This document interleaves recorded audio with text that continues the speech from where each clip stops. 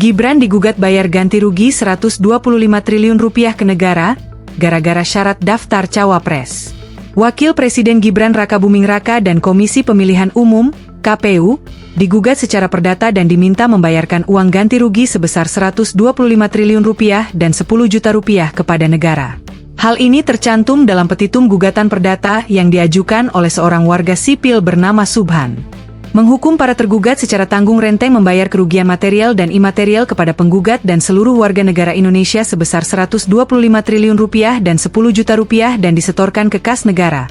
Tulis isi petitum yang dikonfirmasi oleh Jubir 2 PN Jakpus, Sunoto, Rabu, 3 September 2025. Sunoto mengonfirmasi, uang pengganti kerugian material dan imaterial ini merupakan salah satu bunyi petitum yang diajukan penggugat.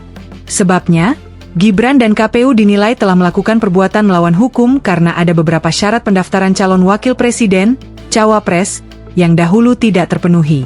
Untuk itu, Subhan selaku penggugat meminta agar majelis hakim yang mengadili perkara ini untuk menyatakan Gibran dan KPU telah melakukan perbuatan melawan hukum.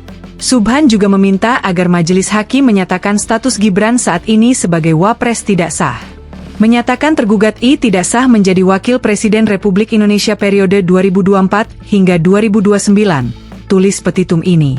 Dalam petitumnya, Subhan juga meminta majelis hakim untuk memerintahkan negara untuk melaksanakan putusan ini walaupun nantinya ada proses banding atau kasasi yang diajukan oleh para tergugat.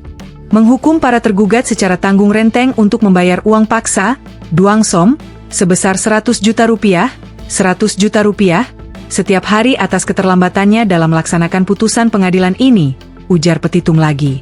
Berdasarkan penelusuran di Sistem Informasi Penelusuran Perkara, SIP, Pengadilan Negeri Jakarta Pusat, gugatan perkara ini sudah terunggah dengan nomor perkara 583 PDTG 2025 PN Jakarta PST.